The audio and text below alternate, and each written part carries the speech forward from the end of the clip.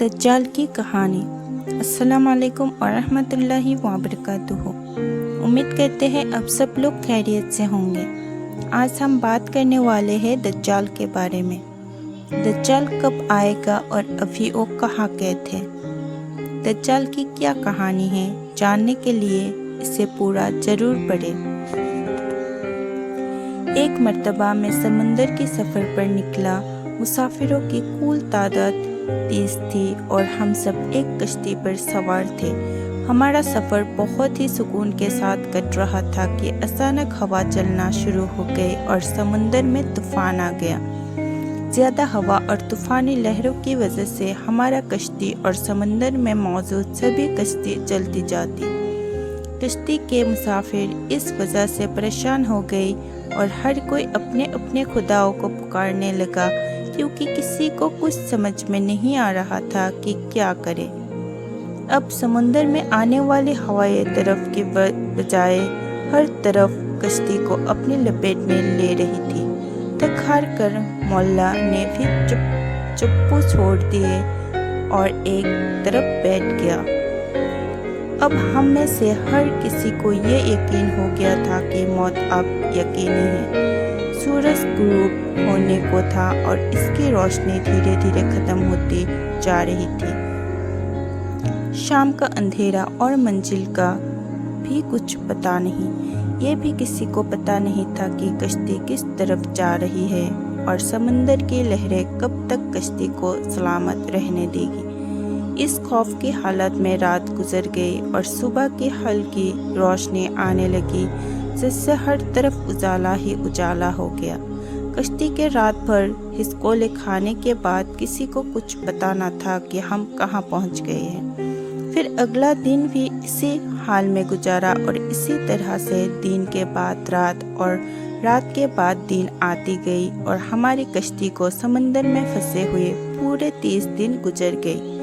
फिर अचानक 30 दिनों के बाद भूले भटके मुसाफिरों को दूर से ऐसा नजर आया जैसे कुछ दरख्त समंदर में खड़े हों। 30 दिन से मुसीबत में फंसे हुए मुसाफिरों को यह मंजर देखकर उम्मीद की कुछ किरण नजर आई और मल्लाह ने जल्दी से वहां पहुंचने के लिए पूरी ताकत के साथ चप्पू चलाना शुरू कर दिए और कश्ती को तेजी के साथ उन दरख्तों के पास ले जाने लगा। कश्ती में मौजूद मुसाफिर, जिन्हें यकीन हो चुका था कि अब मौत के सिवा कुछ नहीं, उनके चेहरे पर जिंदगी की उम्मीद नजर आने लगी। फिर जैसे जैसे कश्ती करीब होने लगी, दरख्त साफ दिखने लगे। मल्लाह पूरी ताकत के साथ कश्ती चला रहा था कि सूरज गुरूब होने से पहले इन दरख्तों के पास पहुंच जाए, ताकि कहीं ऐसा ना हो कि अंधेरा हो जाने के बाद हम इस आखिरी उम्मीद से भी हाथ धो बैठे। फिर कश्ती आहिस्ता आहिस्ता उन दरख्तों के पास बढ़ती रही और जब दरख्त करीब हुए तो सारे मुसाफिरों को जानकर खुशी हुई कि ये समंदर में वाकई कोई जजीरा है। तभी तो सूरज मुकम्मल गुरूब नहीं हुआ था कि कश्ती जजीरे के किनारे पहुंच गई। मुसाफिरों को उस जजीरे पर उतरे ज़्यादा वक्त नहीं हुआ था कि दरख्तों में से एक अजीब किस्म का जानवर निकला। उस जानवर के पूरे जिस्म पर बाल थे और इस तरह लंबे और घने थे कि ये भी पता नहीं चल रहा था कि जानवर का अगला हिस्सा कौन सा है और पिछले हिस्सा कौन सा।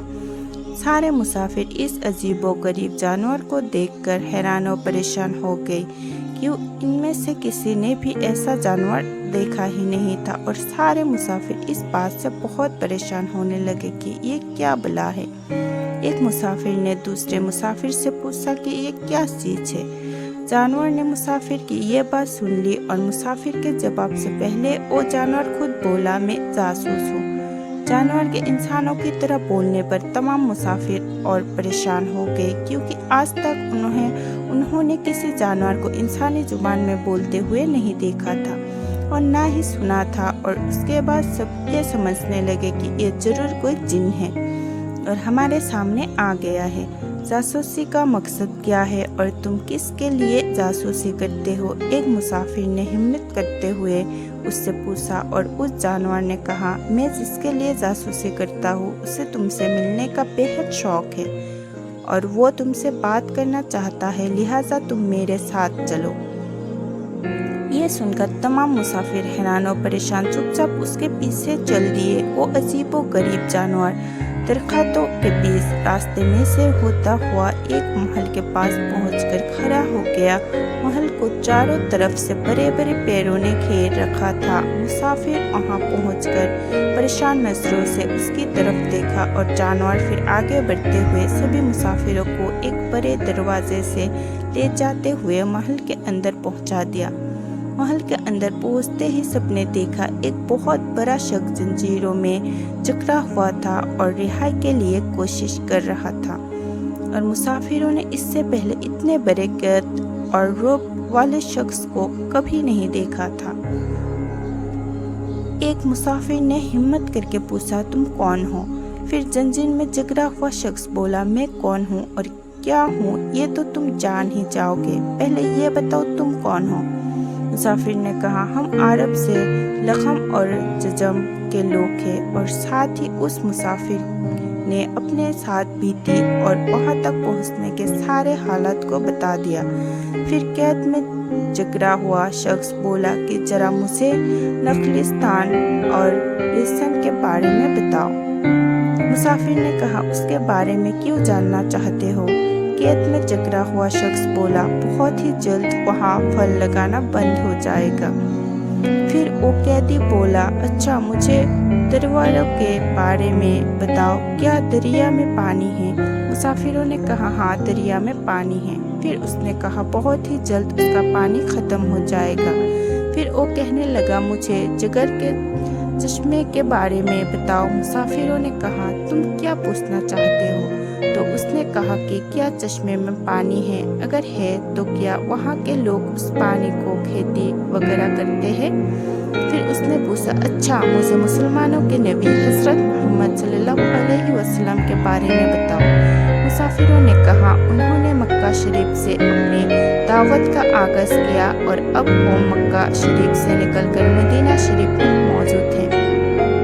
قید میں جکڑا ہوا شخص پوچھا، کیا وہ عرب کے لوگوں کے ساتھ کوئی لڑائی لڑے اور عربوں نے لڑائی میں ان کے ساتھ کیا سلوک کیا؟ پھر مسافر نے کہا، لڑائی میں وہ عربوں پر غالب رہے اور بہت سے عربوں نے ان کی اطاعت بھی قبول کر لی اور اب وہ خود کو ان کی تابعداری میں رکھتے ہیں۔ یہ سنتے ہی وہ غصے سے پھٹکارا اور زنجیروں کو جھٹکا دیا۔ پھر مسافروں کا سامنا کرتے ہوئے بولا، اب میں تم کو اپنے بارے میں بتاتا ہوں۔ پھر اس نے کہا، میں دجال ہوں اور تمہاری باتوں سے مجھے معلوم ہوا کہ مجھے یہاں سے نکلنے اجازت ملے گی، پھر میں اس زنجیرے سے نکلوں گا اور 40 دن میں پوری دنیا گھوموں گا۔ دنیا کی کوئی بستی یا گاؤں ایسا نہ ہوگا جہاں سے میرا گزر نہ ہو۔ ہاں مکہ اور مدینے میں جانا میرے بس سے باہر ہے، مجھے وہاں جانے کی اجازت نہیں ہے۔ ان دونوں شہروں میں داخل ہونے کی کوشش بھی کروں گا تو میرے آگے فرشتے رکاوٹ بن جائیں گے، ان کے ہاتھوں میں تلوار ہوگی اور وہ مجھے لڑیں گے۔ یہ داستان ہمیں ایک صحابی حضرت تمیم داری رضی اللہ تعالیٰ عنہ نے سنائی، جو اسلام قبول کرنے سے پہلے عیسائی تھے، اور یہ عجیب و غریب واقعہ دیکھنے کے بعد آپ اللہ کے نبی حضرت محمد صلی اللہ علیہ وسلم کی خدمت میں حاضر ہوئے اور اسلام قبول کر لیے۔ دوستو، آگے دجال کے بارے میں جانکاری آپ تک پہنچانے کی کوشش کریں گے۔